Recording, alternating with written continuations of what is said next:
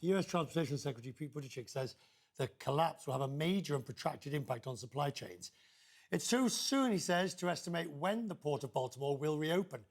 Maersk says it's omitting Baltimore on all its services until the area is deemed safe. Car makers like Ford and General Motors say they'll have to reroute vehicle shipments.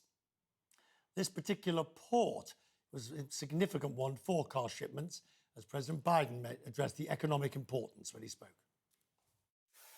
The Port of Baltimore is one of the nation's largest shipping hubs. And I've been there a number of times as a senator and as a vice president. It handles a record amount of cargo last year. It's also the top port in America for both imports and exports of automobiles and light trucks. Around 850,000 vehicles go through that port every single year. And we're going to get it up and running again as soon as possible. 15,000 jobs depend on that port. And we're going to do everything we can to protect those jobs and help those workers. Now, Guy Platten is the Secretary General of the International Chamber of Shipping, joins me now from London, also in London. Guy Platten, the ability to reroute to the other major ports once we get some clarity, Norfolk, Virginia, New York, Philadelphia even, how easy will it be? I just personally, I say, I think we're all, as an industry, we're all, our thoughts are with us to all the people affected by this tragedy. That's, all credit to the rescue services for doing all they can do to try and rescue and recover the situation. But yes, in terms of your question, I mean, shipping is by nature, the transit, they can move to other ports, and we know that's happening already, of course. It's going to be some time, I suspect, before Baltimore is reopened again.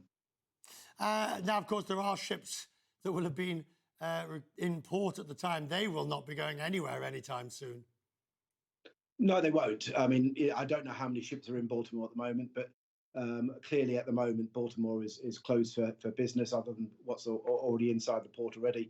But it is, a question of rerouting around, and supply chains are quite resilient that way. I mean, this is a tragedy that's happened.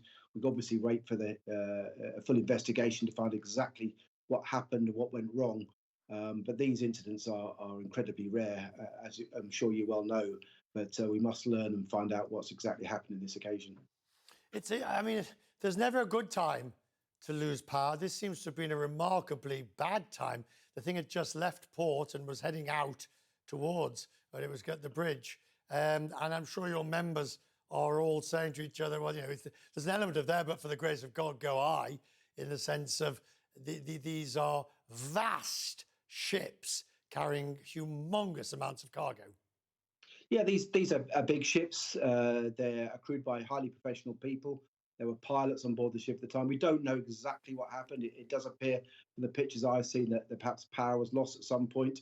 But we really need to have the investigation now to find exactly what went wrong. I mean, there's devices on board like voice data recorders and other black box type things. So we'll be able to get a true record of exactly what happened that evening. And that's the subject of the investigation. But these are incredibly rare events. We're a highly regulated industry.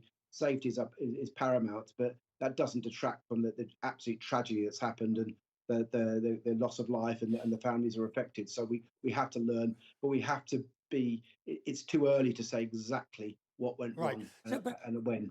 What this tragedy does, though, is remind us of the significance of shipping. Yes. For those of us sort of landlubbers that don't see ships from one year's end to the next, let's think about the examples. You obviously have the Red Sea at the moment, which is causing all sorts of problems. We had the problems in the Suez Canal when a ship got stuck, and immediately there was ramifications. You've got problems at post-pandemic with supply chains and the simple lack of availability of containers and space on ships. So I'm not saying that this will have anything like a dramatic effect on global supply, but it does remind us of the significance of it. Yeah, absolutely right. I mean, shipping is vitally important. It transports 90% of goods around the world. The clothes that we wear, the electronic goods that we use are all have at some point had a journey on a ship.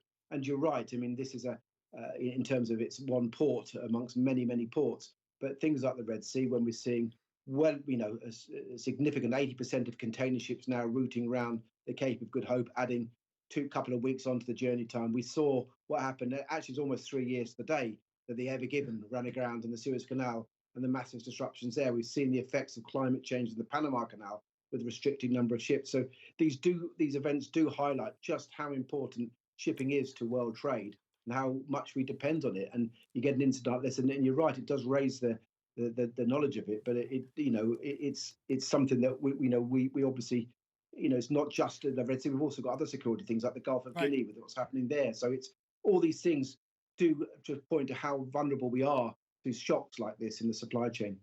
I'm very grateful, sir. Thank you. We needed to hear that tonight in terms of Thank you. Thank you, sir.